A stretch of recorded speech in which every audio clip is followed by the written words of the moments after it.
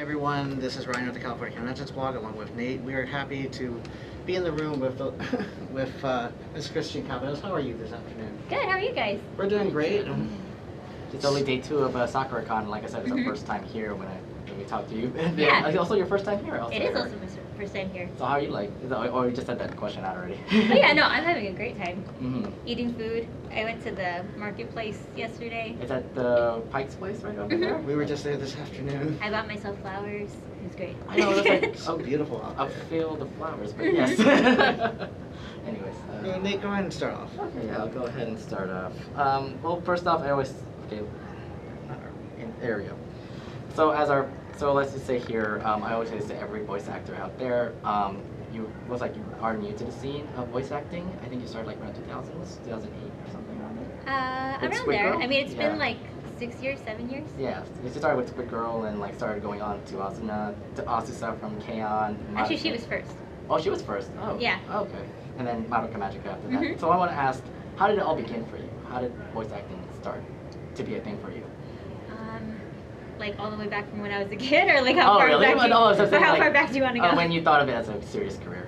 Well, I understood it was a career when I was a kid, and I watched Rugrats, and then I realized, I stayed after the credits and looked, and I was like, oh, people are the voices of these characters. So I started researching them and looking them up, and I was a fan of anime back then, and I looked up to a lot of the people that I work with now, which is really cool. Mm-hmm. And yeah, I was supposed to be in the medical field, but I decided that it wasn't really for me. Oh. And yeah, so I did this instead. Sorry, Mom. But yeah, no, she's really happy about what I'm doing That's now. good. But yeah, I got my foot in the door. I worked places, I took classes, and I requested to audition for Azusa, and then I got it. That was my first in-studio audition ever, and then after that, it just kind of snowballed into what it is now. Yeah, there are a lot of things happening in your voice acting career, especially Azusa from K-On! But that, do you like miss being the voice for her? I do. I really wish that they would make the whole, like everyone keeps telling me about the arc of them going to college and then Azusa becoming the president of the like music club. Yeah. And I really would love if they made another season. I also did notice that you're also, besides animes, you also are a part of video games as well. I kind of have a little bit of a comparison between both of them. What do you think is much more preferable for your sake? Do you like to voice in animes, or do you like to voice in video games? I think they're just like two different beasts, you know what I mean? Like, I feel like with anime it's really nice because we get to see our characters and what they look like, and we have like the visual cues, and it's nice to see, like, it almost feels like once you're laying in the voice, it feels like complete. But when we're doing video games, sometimes we don't get to see the characters, and sometimes we don't know. It's like an Excel spreadsheet that just has the lines, and we kind of just go down the line. So it goes a lot quicker, and we can get a lot more done when we're doing video games. And like, anime takes a lot more time because we have to fit lip flaps. Yeah. So there's a little less freedom to, like, you know, like you can't say that thing because it's not going to fit in the flaps. So they both have their pros and their cons. I don't think I like one more than the other. Oh, okay, so you like them both. Yeah, I like them yeah. both. Long story short, I like them both. Okay. Yeah. Anyways, you have questions you want to ask? We'd like to congratulate you guys on a well-done dub for the upcoming Sword Online Ordinal Scale film. Oh, thank you. I have to ask, regarding Silica, do you think between the very first season and up to the movie, do you think she's matured as a character overall? I think so. I mean, obviously they've physically gotten a little older. And yeah, I think she has a little more spunk to her. They gave her a little bit of sass here and there, and I think she's turning out to be a really well-rounded, cute character, and I'm glad I even got to sing a little bit. So that was really fun. Well, that was another question I was going to bring up. Do you feel like you had a bit of an idol moment when you were singing for Ordinal Scale? Yeah, it was really exciting, and they told me to even, like, when I was in the booth, I learned the song and I sang it, and they told me to, like, just let loose even more and, like, just let my voice crack and do whatever, you know, came out naturally. So I had a really good time singing in the booth. Last question for Sword Art.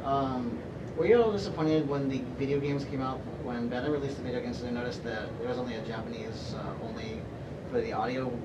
Were you disappointed that there was no dub option for you? I mean, of course we would have loved to do a dub, but I completely understand why they didn't.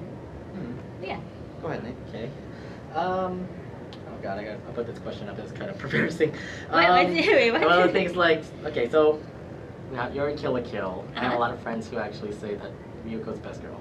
Ryuko's best Ryuko's girl? best girl. Sasuke's best girl. But can you say to the camera Mako's best girl? Mako's best girl. What up? You know it. Everybody does. Just, I'll tell it to them right now. But anyways, how do you feel to voice a silly girl like her actually? Oh, that was the best. I feel like that was like my true self coming out, and I just got to like turn it up to 11, and nothing I did was too much or too crazy, and I got to be as like wild as I wanted to be. So it felt really cathartic to be Mako. She's like really fun. I like her too. So Oh she's, no, like, really it's fun the to get best. to. I want another season of Kill la Kill just so I can be Mako again? Yeah. I would love to do it. I would love to hear it again. Yeah. That'd be awesome. Madoka, Azusa, Squid Girl. They're like your notable characters from the series itself. Mhm. How do you feel when you first heard you were going to voice these characters and That was really exciting. then portray them in the studio? I mean, when I remember when I first got Azusa, like I couldn't stop shaking. I was so excited. Well, obviously because it was like the first character I ever booked, and I was like on cloud 9.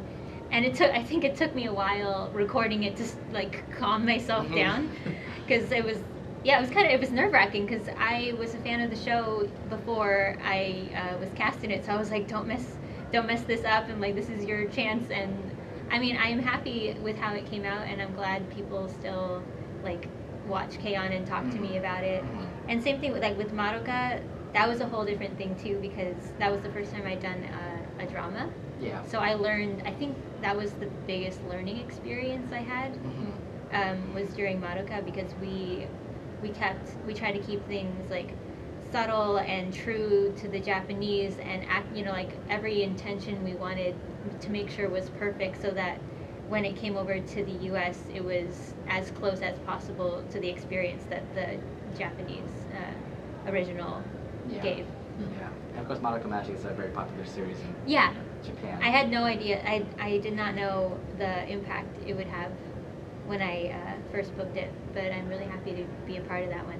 And same with Squid Girl. Squid Girl, I mean, that one's, she's kind of like, that was like my Mako before Mako. She's Yeah. like not as turned up, but it's pretty close. Mhm. And that was a really fun thing to do. And I know I have a lot of people who ask me like, oh, are you gonna do the next seasons? And I really hope one day that can happen. But We hope so. Yeah. We all hope so. That was a good show to watch. I miss it. And then I want to talk to you about your new role that you have. I've okay, recently good. noticed that you have a new role voicing a classic anime, Sailor Moon. Oh yes. And you're doing Sailor Saturn. Mhm. How does it feel to play a character of such a legendary franchise like her, compared to your other roles? That was also like I was jumping up and down. I called my friends like when I found out that I got it. I called Christina B actually, who plays Sailor Mars. And yeah, unfortunately I didn't watch, like when I was a kid I didn't watch the whole the classic series. So I'm not as familiar with it as some of the other girls, but I was still really, really excited to be a part of it, and I knew that it means so much to so many people, and it's like this, for a lot of people it's like the start of when they loved anime. So there was a pressure to do it justice, but at the same time we couldn't let that affect us while we're in the booth, and we just tried our best to make this our own and to bring myself and my own spin onto the character, and I just hope everybody liked it. Going on from some of your newer roles, for example, Almeria from Iron Blood Orphan. Oh yeah. Are you currently up to date with the second season, or at least have you been in the booth for the second season? I don't know if I can say I haven't got too far, so I don't know, but. This kind of question would be more like if you're like kind of familiar with what's going on. I guess I'll move on to my next question for that. Given like the relationship between Almeria and McGillis, do you somewhat feel a resemblance for the two? A what? A resemblance, or at least some kind of connection for the two. For Almeria and McGillis. the relationship yes, together. I don't know. Did find like that part kind of weirded me out a little bit because she's a child and he's a lot older. That's funny. That was going to be my next question. Considering. Okay, that. yeah. Did you have any like trouble recording, considering there was such a or any problems with recordings because there was that big age gap? I mean, when you're doing that kind of stuff, I think we just had to put whatever feelings we have aside and just like step into the character. Mm-hmm. So I just did my best to just be Almiria.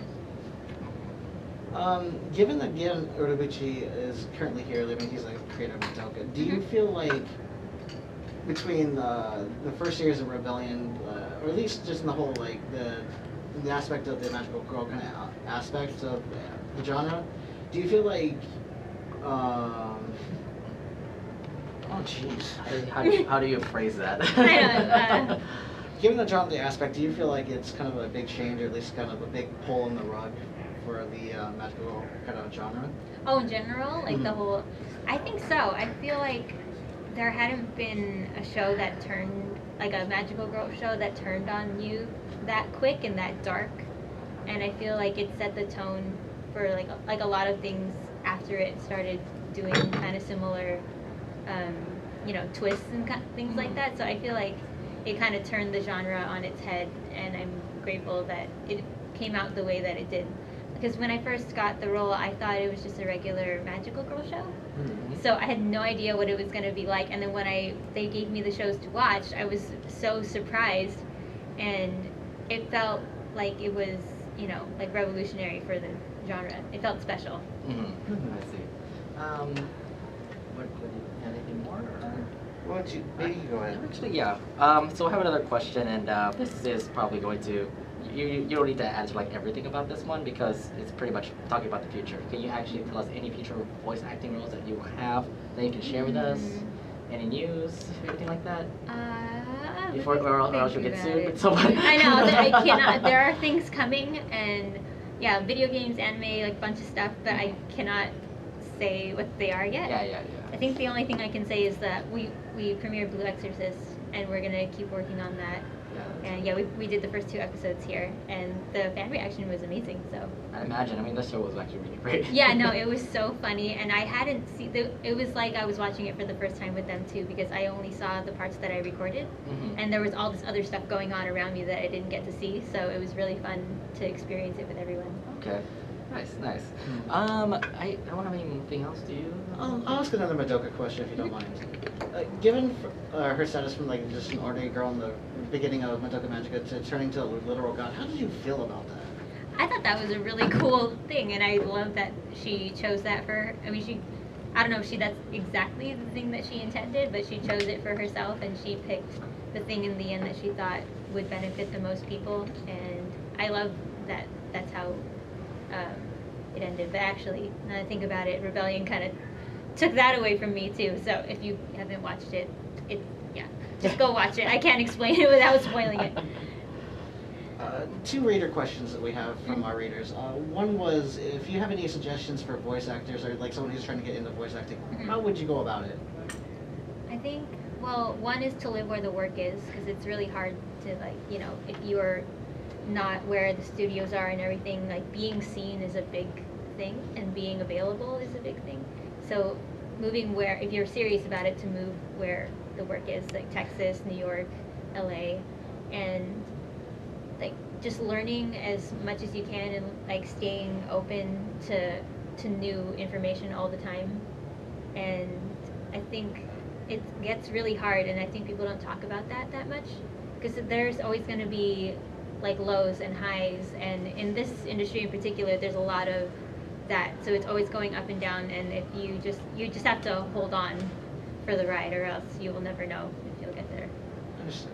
Our last reader question asked, if you could really pick one of your favorite roles between all the roles that you've done, who was one of your favorite characters, or at least the favorite character?